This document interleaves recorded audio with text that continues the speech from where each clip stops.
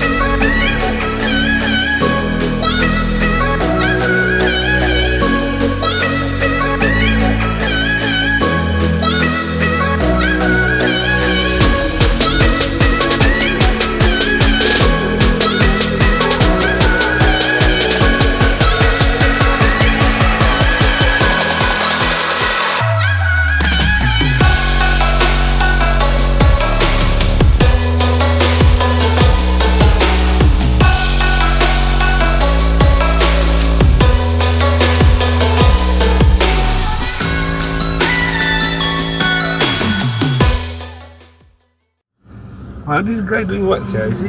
Stun. Anyway, this is I would say, the most luxurious car we've driven lah.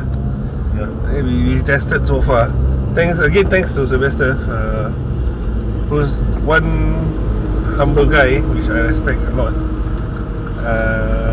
A bit intro about the car. What year is this then? This is a 2015 Mercedes CLA 180. So it comes with 1.6 liters turbocharged engine and 7-speed DCT gearbox. Something that Mama is familiar with since he's been driving his Volkswagen with the DSG. Yeah, but how to say not to diss other Conti brands lah. But when it comes to luxury, there's only one brand you think. There's the big three, right? But the one that is always associated with the top is a Mercedes lah. Okay, a big backstory to this car. This is actually a CLA. Mercedes came out with this car as a segment in between the A and the C class. Right, the minor differences between this and the C class is that it's a bit less practical, right? Yeah, it looks like the A class. Actually, I can't tell the difference. I mean, unless I look at the rear portion, then I can roughly tell whether it's a class or a CLA. Yeah, this is a coupe lah. It's meant as a coupe, so that's why there's a sloping roof at the back. If you ask me honestly, which one would I take, a CLA or a C? I'll go for the CLA. CLA over It looks a bit more garang lah, a bit more sporty. Okay, let's talk about the interior. First thing, go inside. Mercedes man. Yeah, we were just talking about it. Both of us worked last time lah. We used to have stints as valet drivers lah, so we are quite familiar with driving different cars. And whenever you get into a Mercedes, right, no matter what class lah, they always have this smell. There's this smell. Yeah, Mercedes smell. Mercedes smell lah. Very nice lah. Very nice. Very nice. And okay, interior. This one, oh, very nice I like the icon vents propeller. Like propellers, aeroplane propeller. Then everything very atas lah. Everything win lah. Mercedes man, no need to say much lah. Well, another fun fact about this car is that actually Mercedes came out with the CLA as to be the one of the cheaper variants of the sedan to enter the mid-range market for sedans, small size sedans. But it actually outgrew the sales of the C class. It became more popular. It became more popular than the C class, outselling it. So I can see why lah. You know, it looks better. You know, for the younger market, right? This is definitely one car that you definitely look into lah. So is this the best Merc if you want to buy for your first Merc then? Yeah, I think this can be okay. Sylvester's is for him. This is his first Mercedes, so we have been talking to him and try to ask him more about this car. So he said is for now, up till now, he haven't had any major issues with regarding maintenance and everything lah. And it's just like him driving his old Korean car. Pump petrol, servicing, due, go servicing, blah blah blah. But of Korean course, car to this from Korean to this. Yeah, but he's one humble guy lah. So he doesn't brag about stuff. But another thing to say that I think he did mention that he doesn't like there's not much punch to the car according to him lah. Yeah. Like he said, like Dan said, it's a 1.6 turbo producing 121 horsepower and 200 Nm of torque. Similar to your Golf, right? Yeah, about my numbers. But I think I understand why he doesn't feel the punch. Like it's not as perky or zippy as the Golf, right? Probably it's because of the weight of this car lah. Mercedes tend to be more solid, more how to say Malay call sado like very very muscular right? There's the weight to it, you see. So I think the bulk of the car is causing it to slowing it down in a way lah, I guess. But I think it's enough Yeah lah, it's more than enough lah for normal driving if you don't go racing it's a coupe, it looks sporty. It will tend to make you want to drive fast, but it's more than enough lah. Okay, talking about the boot space of this car. Wow, distraction. 470 liters of boot space. Big, eh? Yeah, big. Bigger than Qashqai. Big. Yeah. So when they say that it's not as practical as the C-Class, I wonder. Yeah, but it's bigger than the A-Class sedan. The boot space, it's bigger than A-Class sedan lah. So for coupe, I noticed one thing: the opening of the boot a bit narrow. So maybe that's one of the downsides, maybe. But still a big space for you to use lah. And another feedback from the hirer, people buy it. Sorry, another feedback from the owner is that this car doesn't really get a very good fuel mileage lah. It gets about 10 to 11 kilometers per liter. I guess it's forgivable lah.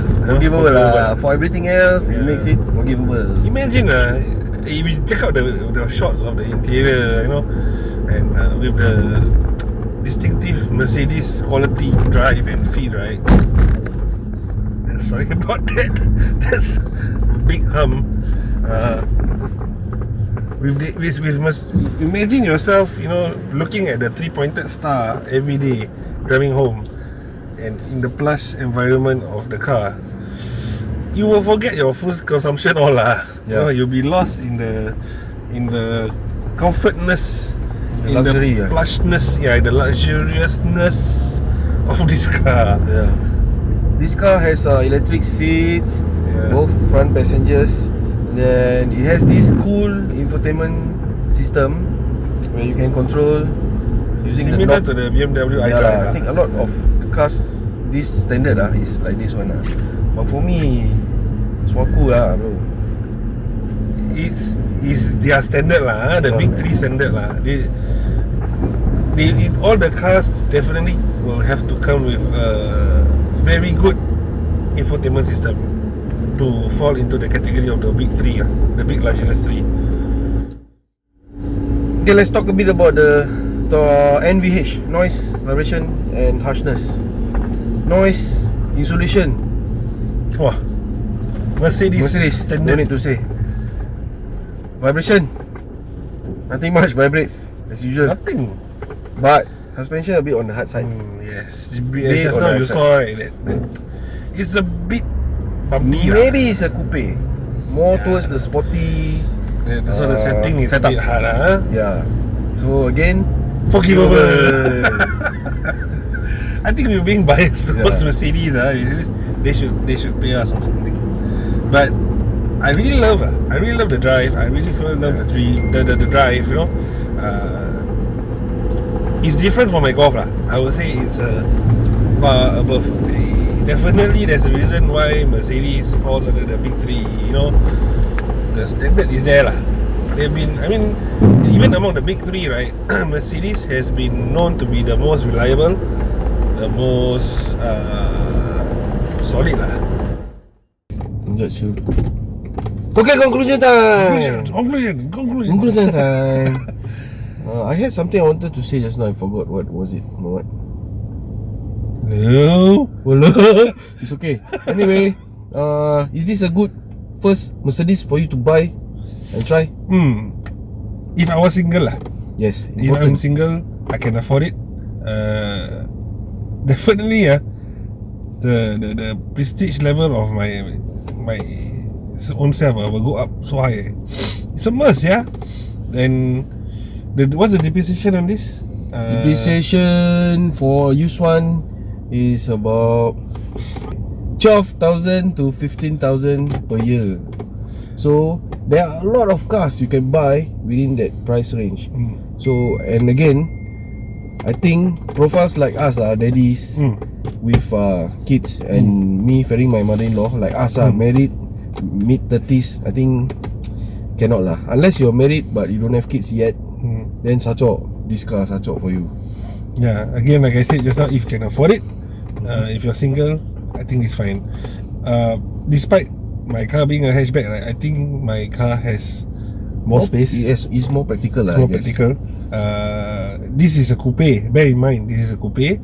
It's not as practical as a hatchback, as a SUV, as a crossover. So this is meant for that very small market lah. Single atas people, single good looking. Not say good looking lah. Single, how to say single privileged people. You can afford it, go for it. Yeah, you can fit two adults in the rear seat lah. Two chicks lah. If you guys, if you're a guy, two chabo behind. Yes, living the life, bro. 3 will be quite squeezy, especially the transmission tunnel lah, because the transmission tunnel is quite high. Given the fact that this is Mercedes first front wheel drive, the transmission tunnel is quite high for front wheel drive. drive. But I like the seats lah. Look at it. It's like bucket, semi bucket. Which chabo sit inside? One like this seat. And like this the rear also got the same pattern the seat. Yeah. Oh, so sporty. I It's think a chick magnet lah. Chick magnet lah. I would say. If I am a girl also, I be magnetized to this car lah. So is it for private hire? No. Don't come up with this type of idea, Better don't. Don't. This type don't. If you can rent, I don't think there are any for rent. You have to buy to do private hire with this car. Makes no sense, bro. You can buy a lot of other type of cars, which is more suited for long drives, fetch passenger comfort and all this. Okay, so that brings us to the conclusion of this episode of Two Fat Boys Reviews. Don't worry, our weekly episodes will still be coming up. You know, we still have more cars to review, right? Don't play the electric seat, just spoil lah. I should have adjusted it earlier. Not our car, can carry heavy passenger because for armor. Yeah, actually quite true. So, okay. We'll see you again. Anything else to say? No, don't forget to subscribe and hit the like button. Alright. Just a shout out to The Reliable Source. Check them Reliable out. Source. You need Check out any their page. good lobang, you want ideas, let's go to The Reliable Source. Then he will give you he will share with you lah whatever that he has to share lah. And thanks to him again for featuring us in his page. And maybe we got some new viewers from there. Hello. Hi. Like Dan said, subscribe to our channel, Facebook, Instagram, all our links are all there. Check it out. Stay tuned to the next episode of Two Fat Boys Reviews. See you. Bye bye.